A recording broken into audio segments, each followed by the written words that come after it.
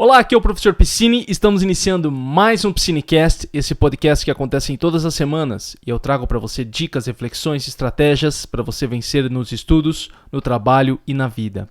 Tema do nosso Piscinecast de hoje, 7 lições do livro Sapiens para a sua vida. 7 lições desse livro aqui, Sapiens, uma breve história da humanidade, do Yuval Noah Harari. Lições importantes para a sua vida, lições que vão ajudar você a ter mais clareza mental, a ter uma vida mais equilibrada, a compreender melhor como funciona a sua vida, a ter um senso de visão histórico e de comunidade. São lições importantíssimas que você vai aprender ouvindo ou escutando esse Piscinecast até o final. Antes de mais nada, você que já está aqui no YouTube, já clica em gostei, já deixa um comentário. Fala lá, professor, dando uma força, deixa um comentário porque você ajuda demais quando curte, deixa um comentário e se inscreve no canal. Você que está nas plataformas de podcast, Spotify, Apple Podcasts, Google Podcasts, já compartilha depois no grupo da família, no grupo dos amigos. Tá? O Spotify agora, tem a opção de você dar 5 estrelas, assim como no Apple Podcast. Vai ali rapidinho, dá 5 estrelas e deixa um comentário. No Spotify também vai lá dar suas 5 estrelas, porque isso ajuda o nosso podcast, o nosso conhecimento a chegar a mais pessoas. E eu agradeço você que tem acompanhado sempre aqui o Piscinecast, ou você que está chegando pela primeira vez, muito obrigado. Certo, olha só. O livro dessa semana, eu falei no último Piscinecast, nos 10 livros para você ficar mais inteligente. Se você ainda não ouviu ou assistiu, já dá uma conferida no último Piscinecast, que ele está bem bacana. E hoje eu trouxe o livro, do Yuval Harari. Eu acho importantíssimo esse livro. Lembrando que, se você quiser adquirir esse livro pela Amazon, o link está disponível aqui embaixo no YouTube ou nas plataformas de podcast. E você adquirindo pelo nosso link, você ajuda o nosso conteúdo a permanecer aqui, a dar um suporte, a fazer o melhor conteúdo cada vez mais para você. Tá? Nós ganhamos uma pequena comissão da sua compra, você não ganha, não paga mais nada por isso e ajuda demais o nosso Piscinecast aqui. Então, se puder comprar por um dos nossos links, muito obrigado. Olha só, por que eu quis trazer esse livro?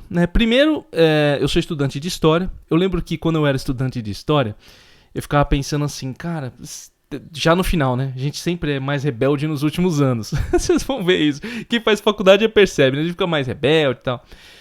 Inclusive, eu fui até um pouco chato em alguns aspectos que, enfim, são lições que a gente aprende na vida. E aí, nos últimos anos, eu tava assim, cara, eu olhava, com todo respeito à historiografia geral, Eric Hobsbawm, que nós estudamos bastante, olhava para a história e falava, cara, existem questões que não estão sendo abordadas aqui, e as questões biológicas? Nós tratávamos muito da questão social, principalmente na análise marxista, mas e a questão biológica? Como que fica a questão biológica? E aquilo ficava me martelando na cabeça, e anos depois eu lembro que falaram desse livro, o Bill Gates indicou ele, aquelas coisas do tipo, o Bill Gates leu, então todos vamos ler, Tipo, essas coisas que a gente vê na mídia de forma geral. O fato é que o livro já tem 10 anos, desde que eu vi ele aquela primeira vez. Eu vi recentemente o professor Leandro Carnal comentando os 10 anos do Sapiens. Eu não cheguei de assistir o conteúdo, mas ele estava com certeza falando algum aspecto do livro muito importante para a historiografia como um todo. E de fato esse livro ele é um marco muito importante para compreendermos melhor a história. E por que eu escolhi esse livro? Por que esse livro? Eu peguei uma frase do próprio livro, do próprio Yuval Harari, para trazer para você. Então ele fala o seguinte, sendo assim, por que estudar história? Diferente de física ou economia, a história não é um meio de fazer previsões exatas. Estudamos história não para conhecer o futuro, e sim para ampliar nossos horizontes. Entender que a nossa situação presente não é natural nem inevitável e que, consequentemente, existem mais possibilidades diante de nós do que imaginamos. A história amplia, eu gosto muito dessa parte aqui, amplia o nosso horizonte. E eu não falo nós apenas no quesito humanidade, eu falo de você também na questão pessoal. A história me ajudou muito na questão pessoal. Muito do que eu estudei no curso de História me ajudou na minha vida. Eu compreendi várias coisas na minha vida a partir do curso de Histórias. Mas isso é uma questão particular. Não estou falando que lá no curso um professor falou alguma coisa. Não, eu trouxe isso para mim. Eu trouxe uma lição para minha vida. E eu separei essas lições do Sapiens, como o próprio Harari colocou, para ampliar o seu horizonte, para entender a sua situação presente e descobrir que existem mais possibilidades do que você imagina. Essas lições vêm para ajudar você nesse aspecto da sua vida. Essas lições vêm para que você tenha um interesse também de buscar ainda mais nesse livro. Lembrando, e eu falo bastante, para quem já acompanha o Psinecast já sabe, Psinecast não é resumo de livro. Você ouvindo, lendo, aliás, ouvindo ou vendo o Psinecast não impede você de ler o livro. Leia o livro. Pense por si próprio a partir da sua leitura e você usa o Psinecast como um suporte ali para pensar junto com você. Eu penso junto com você a partir da sua leitura. E essas lições elas são importantes nesse aspecto. Certo? Então, uma vez que já deixei claro por que foi a escolha desse livro, vamos já para a primeira lição do livro Sapiens, do Yuval Harari, para a sua vida. A primeira lição é: o ser humano é um animal social. Ele escreve o seguinte, olha: nossa linguagem evoluiu como uma forma de fofoca. Ele coloca isso. De acordo com essa teoria, o Homo sapiens é, antes de mais nada, um animal social. A cooperação social é essencial para a sobrevivência e reprodução. Ponto. Não adianta você pensar, e eu já pensei assim, por isso que eu acho que trouxe essa lição, não adianta você pensar que você é um indivíduo separado de tudo e que por si só, e que você é um, como diria no inglês, um self-made man, um homem que fez por si só, ou uma mulher que se fez por si só. Não dá para você pensar como algo isolado da sociedade. Não dá para você pensar que você vai conquistar o que você deseja sozinho. Há uma participação das outras pessoas na sua vida, direta ou indiretamente. Não é porque você, mas eu moro sozinho e faço a minha vida, não importa.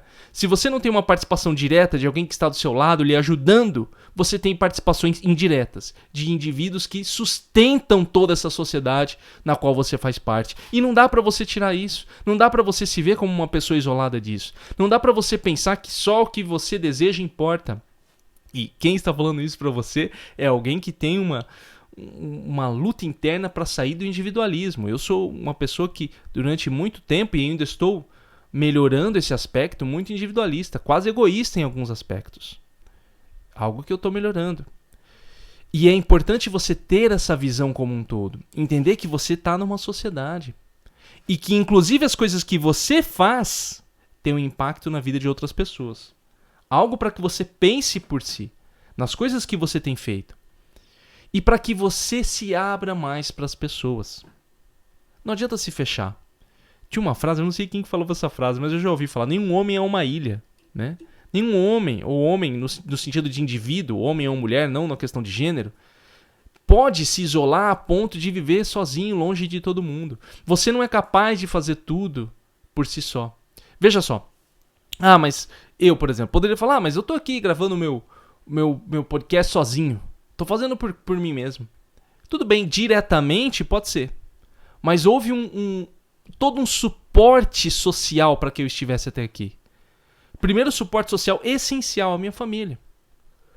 Que eu não estaria aqui se não fosse a minha mãe que me criou, que me deu educação, que me proporcionou ter o conhecimento que eu tenho para estar aqui nesse exato momento. Essencial, fundamental. E seja você que fale: não, mas eu fui abandonado pelos meus pais. Você pode falar. Mas eles geraram você. Eles tiveram.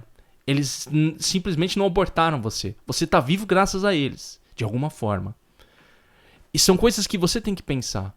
Se eu tô aqui, por exemplo, gravando com esse microfone, alguém fabricou esse microfone, uma empresa fabricou. Mas ela visava lucro. Tudo bem, mas havia uns trabalhadores que trabalharam. Enfim, lembra daquele ponto que o Yuval Harari coloca no início? Ampliar os nossos horizontes, você precisa ampliar o seu horizonte. Ver além da sua pequena esfera. Entender que a sua vida depende da vida de outras pessoas. E a partir disso você pensar nos seus atos. Ninguém é perfeito, lógico. Tá? Eu falo isso aqui, não significa que, a partir de amanhã, você vai ser um ser humano exemplar e toda aquela coisa. Não é isso. Mas é que você aos poucos vá tomando consciência desse aspecto. Vai se abrindo a se relacionar mais com as pessoas. Vá se abrindo a formar novos laços com outras pessoas. Eu aprendi muito quando me abri para formar novos laços com outras pessoas. Laços de relacionamento, seja no meu casamento, seja em amizade, seja em trabalho, tudo depende de outras pessoas. E aprender a conviver é muito importante. Veja o que ele colocou bem no início aqui, ó. Nossa linguagem evoluiu como forma de fofoca. Sabe o que é fofoca? Falar da vida alheia. A gente fala da vida alheia. Isso é biológico. Nós nos comparamos com os outros. Por mais que eu tenha falado em outros Psinecasts, por exemplo, no Psinecast do Regras da Vida, do Jordan Peterson, a gente coloca lá, não se compare com o outro. Tudo bem, é uma mentalidade que você desenvolve. Mas há um fator biológico aqui, que eu vou me comparar com outras pessoas, porque isso faz parte da evolução, da minha evolução, de uma questão biológica minha. É uma coisa que você vai lidando, aprendendo a lidar, né? Em um determinado momento você vai se comparar, outro momento você não vai se comparar. São coisas que, lógico, quando eu falo aqui na questão biológica, não significa que, e mais pra frente eu vou falar a respeito disso, que, não, a minha biologia é assim, pronto, eu sou assim e vou ter que ser assim. Não, ponto lá, calma. Né? Já fiz aqui um Psinecast sobre o Dr. Djokovic, ele falava sobre isso. Há razão, o ser humano é dotado de razão, e a razão lhe proporciona fazer escolhas dos seus atos.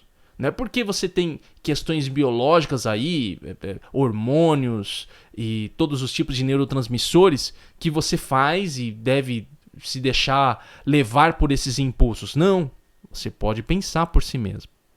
E esse é um ponto importante. Então, a primeira lição do livro Sapiens para a sua vida é: o ser humano é um animal social. Interage com as pessoas, esteja aberto. Entenda que você faz parte de um todo. Entenda que você, como indivíduo, faz parte do social. E você, como indivíduo, as suas atividades têm impacto na vida de outros seres humanos, direta ou indiretamente. Falando em biologia, a segunda lição do livro Sapiens para a sua vida é as heranças biológicas. Olha o que ele coloca. Hoje, podemos morar em um apartamento com geladeiras abarrotadas, mas nosso DNA ainda pensa que estamos em uma savana. É por isso que nos motiva a comer um pote inteiro de sorvetes. Por que eu coloquei essa lição aqui? Primeiro, para você entender que existem sim mecanismos biológicos agindo dentro do seu corpo, assim como age no meu e de todas as outras pessoas. Impulsos de todas as formas, raiva, tristeza, tudo isso está ligado a um mecanismo evolutivo dentro do nosso DNA. Além de todos os mecanismos psicológicos da nossa criação aí, que vão ser tratados numa questão terapêutica. Mas tudo isso está o tempo inteiro dentro de você. Você tem que tomar consciência dessas heranças biológicas. Entender que você é um animal, como diria, mais uma vez, o Dr. Djokovic, lembrando bastante nesse Psinecast, né? Você é um animal biológico, você é um animal sociológico e você também é um animal histórico. Há a questão biológica e há a questão social. Você não pode descartar uma ou outra. Por mais que eu tenha falado para você, não, você é dotado de razão, você tem que pensar. Certo isso, mas existem impulsos dentro de você. Que você vai aprender a usar a sua razão para quê? Para poder equilibrá-los. Não é para cessar esse impulso. Não é para cortar ele.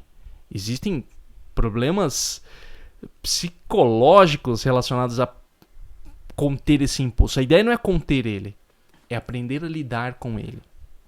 E uma vez que você toma ciência disso, uma vez que você toma ciência de que você é um ser biológico, você passa a selecionar a maneira como você vive, dotado da sua razão. Então veja só, vamos dar um exemplo do pote de sorvete que o próprio Harari colocou aqui. Digamos que, poxa, toda vez eu chego na minha casa e tomo um pote de sorvete. Acabei de descobrir que eu, como um animal que tem uma herança biológica, eu sinto que toda a comida vai acabar, eu preciso daquilo, aquilo me dá prazer, libera neurotransmissores ligados ao prazer no meu cérebro, serotonina, dopamina. Quando eu tomo um sorvete, a gordura e o açúcar fazem eu me sentir bem, então por isso eu tomo um pote de sorvete. Você sabe disso, a questão biológica, o impulso, o desejo está dentro de você. Como que eu faço para lidar com isso? Aí que você vai procurar os mecanismos dentro da sua razão. O que eu posso fazer para ter esse mesmo prazer que eu tenho com o sorvete? Puxa, eu posso... Uma outra coisa que eu gosto muito de fazer. Eu gosto de, conversar com as pessoas. Então, quando eu chegar em casa, outra coisa que me dá muito prazer, eu vou fazer é o seguinte: vou chegar e vou ligar para um amigo meu que eu sempre converso.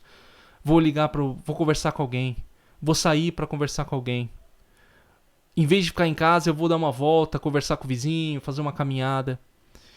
Ou seja, você está procurando ali mecanismos que funcionem para você utilizando heranças biológicas que você já possui.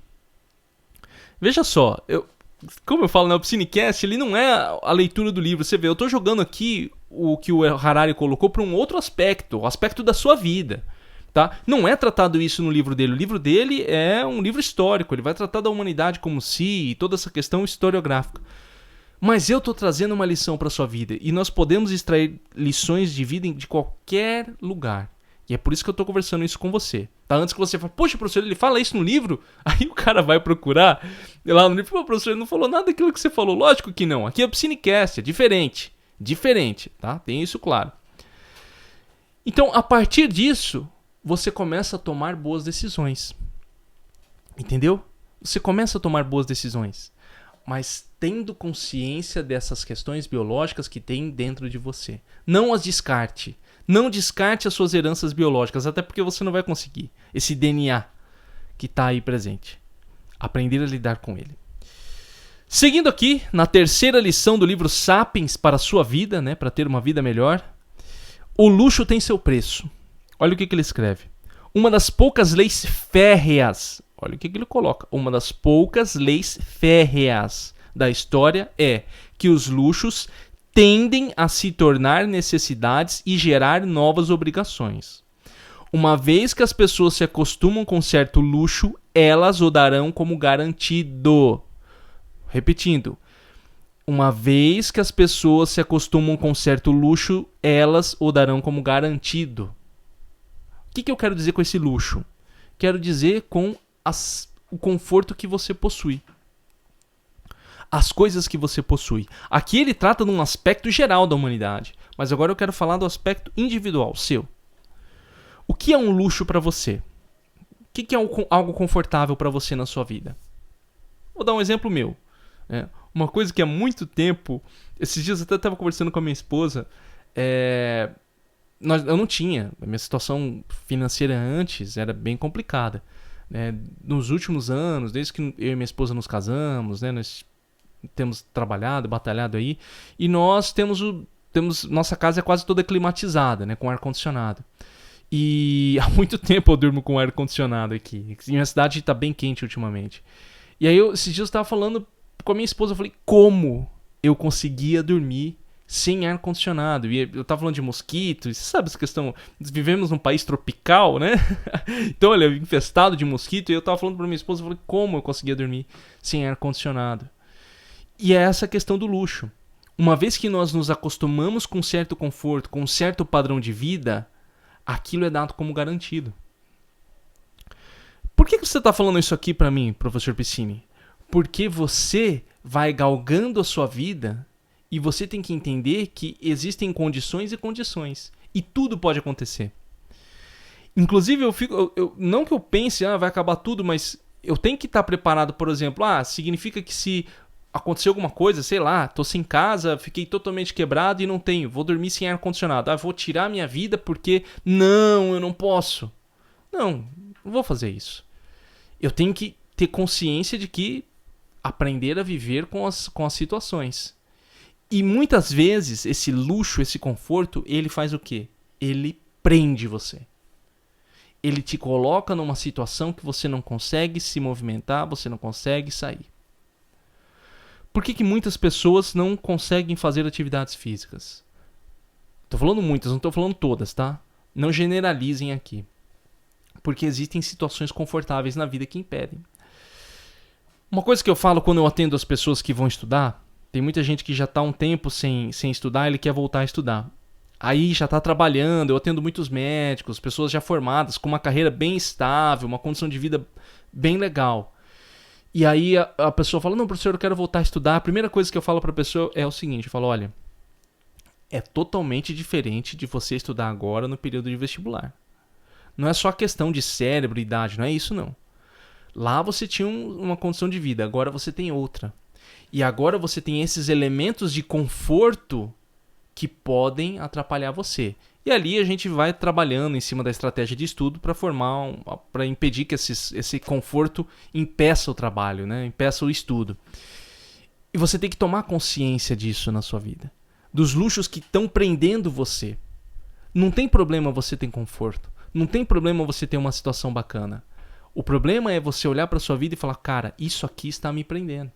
A situação que eu tenho agora é uma situação confortável que está impedindo eu de avançar, de melhorar de vida, de dar um próximo passo. Eu estou com medo, eu não quero perder isso. Olha o que ele coloca. Uma vez que as pessoas se acostumam com certo luxo, elas o dão como garantido. Você não quer deixar esse conforto de lado. O medo. Isso gera o medo. E o medo de agir faz você ficar na mesma. Aí você pensa, puxa, eu quero fazer tal coisa. Ah, mas eu não quero sair dessa situação que eu tenho. E aí vem aquelas questões de trocar de trabalho, mudar de casa e tudo aquilo. Nós nos acostumamos com as coisas. Tá? Nós preferimos coisas rotineiras, habituais. Por mais que tenha pessoas que falam, não, eu não sou assim, eu sou super espontâneo. Até essas pessoas têm certas rotinas, tá? Então eu nem vou tocar no assunto aqui. Então é importante você ter isso claro. Por quê? Porque só quando você quebra isso é que você causa a verdadeira transformação. Olha o que eu falei na questão de indivíduo. Imagine isso numa questão social, de país, de estado, nação. Né? Realmente muito perigoso. A quarta lei do livro Sapiens para você ter uma vida melhor para a sua vida é a complexidade da ciência. Isso aqui é muito importante. A maioria das pessoas, o Harari coloca o seguinte, a maioria das pessoas tem dificuldade de digerir a ciência moderna porque sua linguagem matemática é de difícil entendimento ao nosso intelecto e suas descobertas muitas vezes contrariam o nosso senso comum. Olha, hoje eu estou para repetir. E suas descobertas, as descobertas da ciência, muitas vezes contrariam nosso senso comum. Esse é o ponto. Por que as pessoas têm dificuldade de encarar a ciência? Porque se for uma ciência com uma metodologia bem feita, muitas vezes ela vai quebrar aquilo que você acredita. Vamos dizer que no senso comum, eu chego aqui e falo o seguinte, não, a educação do Brasil é uma droga. Eu falo, a educação do Brasil é uma droga, como professor. Eu estou lá na escola, eu estou vendo, os alunos não estão se dedicando, os alunos estão fazendo. Eu falo isso. Isso é senso comum. Eu estou tirando da minha cabeça. Digamos que façam uma pesquisa e falam o seguinte, olha, a educação do Brasil melhorou 8% nos últimos 5 anos. Veja só. Ela melhorou. Aí vem um ponto. Se eu falo assim, eu considero ruim, de acordo com os meus critérios, beleza. Mas a partir de agora eu não posso falar que a educação do Brasil está piorando. Eu não posso falar isso. Se eu chego num lugar e falo, a educação do Brasil está piorando, senso comum, e eu chegar com os dados e falar, olha, aqui estão os dados. Ela não está piorando, ela está melhorando. Ah, mas é só 8%. Isso não é melhora? Você entendeu? Na linguagem matemática, que muitas pessoas podem discutir e bater o pé, é uma melhora e ponto. Que seja 1%. É uma melhora. A menos que tenha naquela questão estatística, não, nós consideramos a taxa de erro, não sei o que, aí tudo bem, pode ter ficado na mesma. Mas se você tem uma média e há uma melhora, não tem o que se discutir. E nesse ponto as pessoas entram em atrito. Imagina você ter uma crença a partir do seu mundo que você tem daquilo que você vê no seu dia a dia. No meu convívio com os meus vizinhos, com a minha sociedade e tal. De repente vem uma pesquisa e fala, olha, não, cara.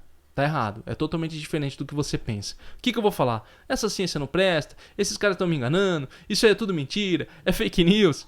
Entende? Por que também? Porque vai acabar entrando em contato com o quê? Com aquilo que eu não quero acreditar. E aí vem um ponto, Harari não colocou isso. Existe aquilo que eu não vejo, porque é o meu senso comum, e existe aquilo que eu não quero ver de forma alguma. Por quê? Porque vai servir para mim como base para alguma coisa que eu acredito que é maior. Entende? Então tudo isso é um aspecto que abre a nossa visão a respeito do todo, principalmente com relação à ciência. A ciência moderna, e o Harari trata muito bem disso num capítulo inteiro sobre esse aspecto da ciência, a ciência moderna ela está pautando praticamente a nossa vida. Hoje nós vivemos um período de pandemia. Quando eu estou gravando esse Psinecast, eu não sei quando você está ouvindo. Pandemia de Covid-19, do 2020, 2021, 2022 agora. Nós estamos saindo da pandemia, pessoas acreditando ou não acreditando, graças a um desenvolvimento científico.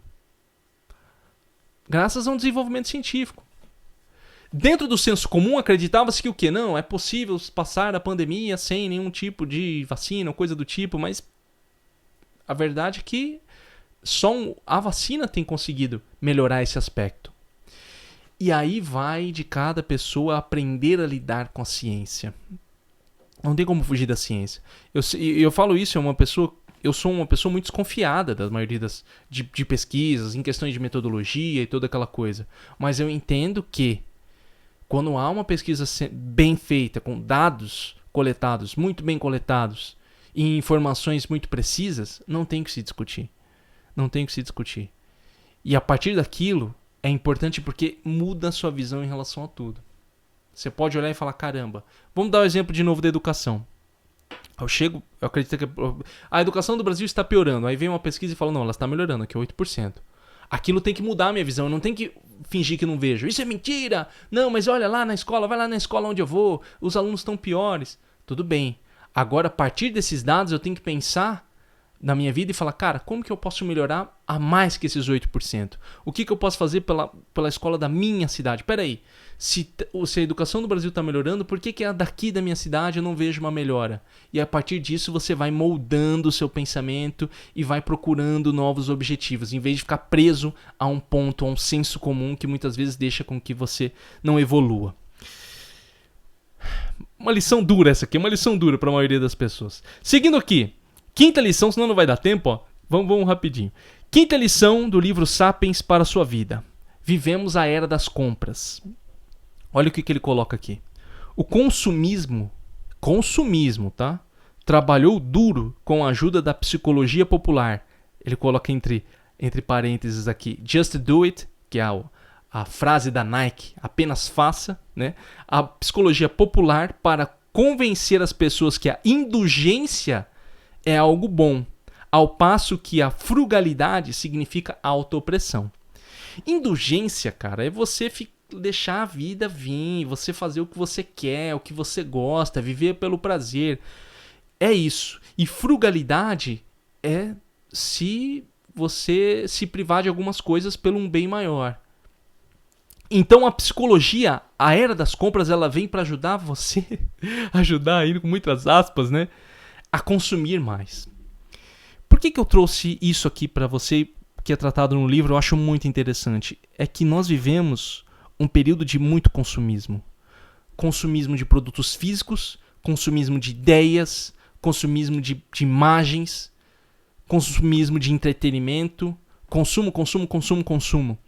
E isso tem uma armadilha, que é uma armadilha psicológica nas pessoas. Isso tem gerado doenças. Né? Vamos dar um exemplo drástico do consumismo a nível material, que é a questão da pessoa ser acumuladora. Assisto aquele programa do ENI Acumuladores com a minha esposa. Lógico, esses programas, enfim, nem vou entrar em detalhes aqui, que esses programas eles aproveitam situações de fragilidade humana para lucrar em cima e capitalizar, enfim, mas não é essa a questão. Eu acho que isso mostra um pouco no nível que o ser humano chega no consumismo, né? Onde o consumo se torna parte da sua vida e você já não tem mais vida, porque você só precisa consumir. Como se o consumo servisse para alimentar um vazio que existe dentro de si mesmo.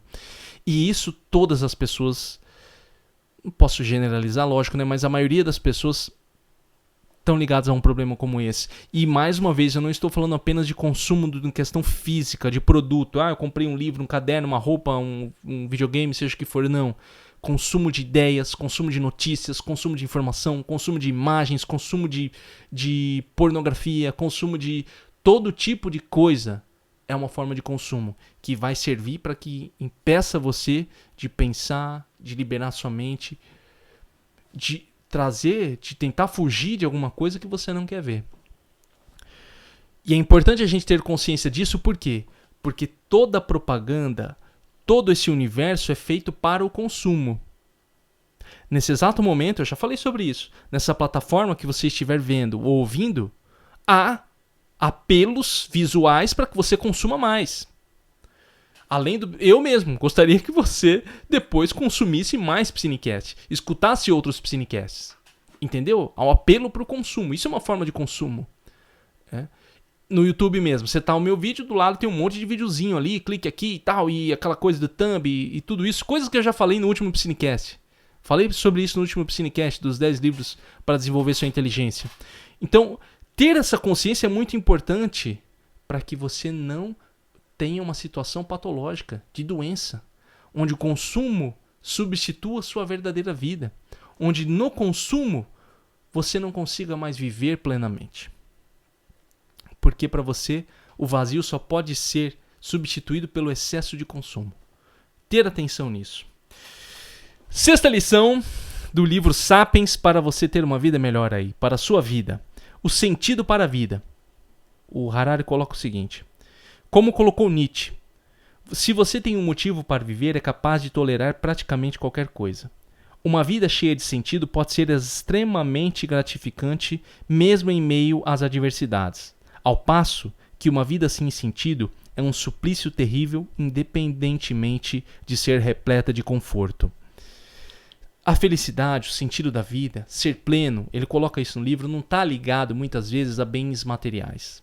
Tudo bem, não estou falando que sejam contra o dinheiro, coisa do tipo, não é nada disso. Eu estou colocando como ele colocou no livro dele. Ele descobriu, através de pesquisas, que muitas pessoas, as pessoas mais felizes estavam ligadas a ambientes familiares confortáveis, ambientes familiares de acolhimento. Então, a felicidade estava muitas vezes ligada a uma boa família. Tá? Isso não é uma regra, tudo bem? São pesquisas que comprovam que a maioria das pessoas estão ligadas à felicidade a isso. Mas o principal ponto é a questão do sentido que você dá para a sua vida, para que você continue. E esse sentido da vida é uma questão pessoal sua. Se eu coloco para mim o sentido da minha vida é produzir conteúdo porque eu adoro fazer isso aqui, falar, ensinar, ler, esse é o meu sentido. Você vai falar, cara, o sentido da minha vida é cuidar do meu filho porque eu amo meu filho. O sentido da minha vida é cuidar da minha mãe, cuidar do meu pai. O sentido da minha vida é trabalhar. O sentido da minha vida é ser um religioso. Enfim, é o seu sentido, é o seu motivo. E isso está aliado a você viver uma vida plena. Não dá para você ter uma vida plena se você não encontrar o seu sentido. Senão sempre você vai cair naquele vazio, como eu acabei de mencionar na lei anterior, que você vai tentar preencher com alguma coisa. Procure o seu sentido para que a partir desse sentido de vida que você encontre, você consiga ter um bom desenvolvimento da sua vida. Isso é seu. Eu não posso chegar para você e você vai falar o seguinte: não, Leandro, o sentido da minha vida é produzir maquetes de casas.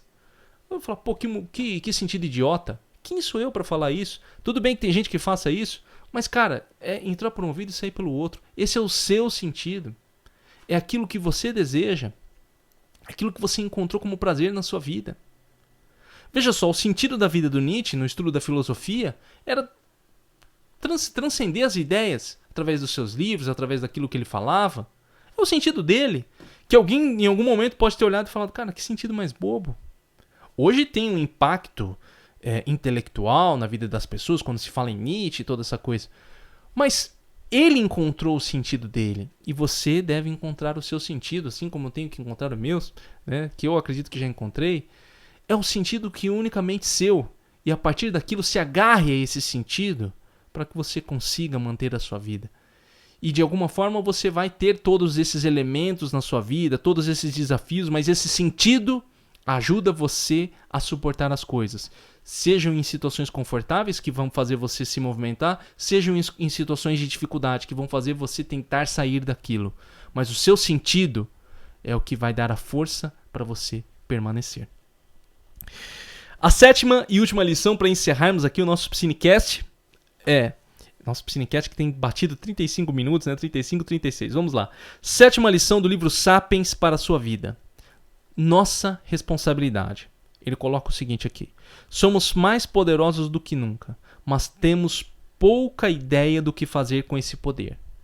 O que é ainda pior, os humanos parecem mais irresponsáveis do que nunca.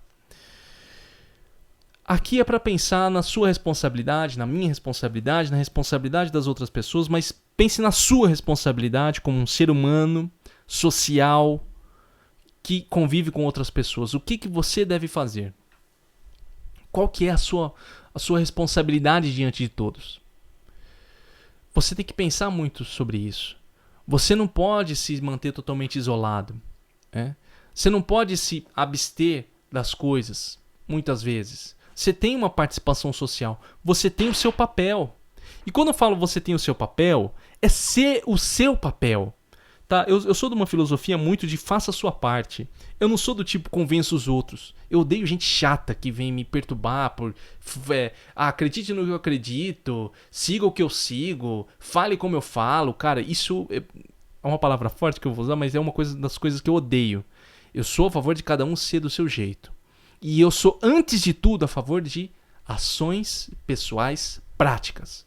Não vai perturbar o fulano para não jogar lixo no chão. Não jogue o seu lixo no chão. Ah, mas é errado, tudo bem.